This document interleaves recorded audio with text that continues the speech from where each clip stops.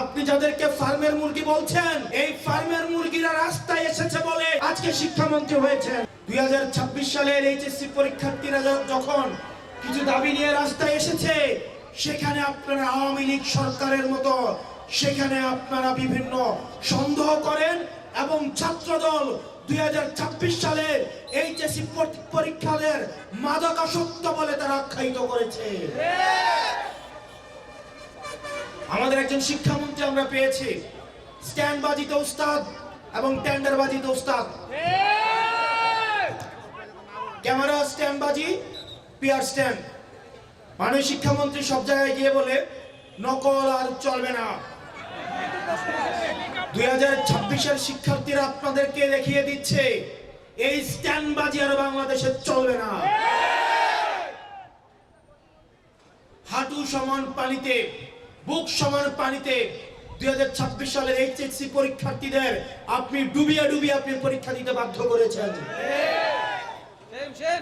এবং একটা পরীক্ষার প্রশ্ন আপনি প্রণয়ন করেছেন।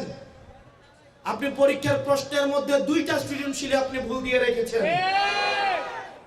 একটা পরীক্ষার্থীর তখন মানসিক অবস্থা কি ধরনের হয় একবার চিন্তা করেন।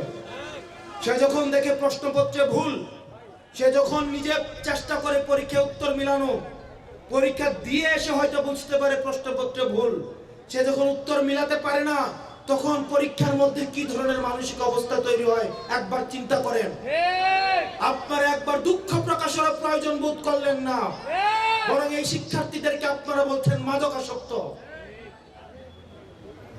এই শিক্ষামন্ত্রী আপনি যাদেরকে ফার্মের মুরগি বলছেন, এই ফার্মের মুরগিরা রাস্তায় এসেছে বলে আজকে শিক্ষামন্ত্রী হয়েছেন। এই ফার্মের মুরগিরা রাস্তায় নেমে এসেছে বলেই শিলং থেকে এসে সংবিধান বিশেষজ্ঞ হয়েছে। এই ফার্মের মুরগিরা রাস্তায় এসেছে বলেই আজকে লন্ডন থেকে এসে বাংলাদেশের প্রধানমন্ত্রিত্ব করছে।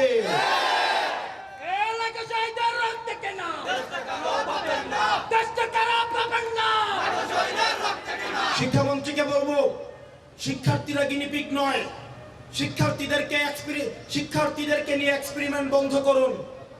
কিছুদিন পর পর একটা জিনিস ইচ্ছা হয়, আপনারা সেটা তাদের উপরে চাপিয়ে দেন, শিক্ষার্থীদের উপরে চাপিয়ে দেন। এই শিক্ষার্থীদের আপনাদের এক্সপেরিমেন্টাল টুল না, যে যখন ইচ্ছে তাদেরকে নিয়ে এক্সপেরিমেন্ট করবেন, এক্সপেরিমেন্ট ফেল করলে আবার সেই এক্সপেরিমেন্ট তুলে নেবেন। কারণ আপনাদের সন্তানরা দেশে পড়াশোনা করে না, আপনাদের সন্তানরে আপনারা বিদেশে রেখে পড়াশোনা করান। পরের সন্তানদেরকে রাস্তায় রেখে রাজনীতি করাবেন, পরের সন্তানের ভবিষ্যৎকে নষ্ট করবেন, পরের সন্তানদেরকে নিয়ে এক্সপেরিমেন্ট করবেন। এই বাংলাদেশ নিয়ে এক্সপেরিমেন্ট আর আমরা আপনাদেরকে করতে দিব না। 2026 সালের এইচএসসি পরীক্ষার্থীদের প্রতি সংবেদনশীল আচরণ করার অনুরোধ করব। না হয় এই শিক্ষার্থীরা যদি রাস্তায় নেমে দৃঢ় অবস্থান নেয়, আপনার পাটাতন যে শক্ত না, এই অর্ধবেলা আন্দোলনেই সেটা বোঝা গিয়েছে।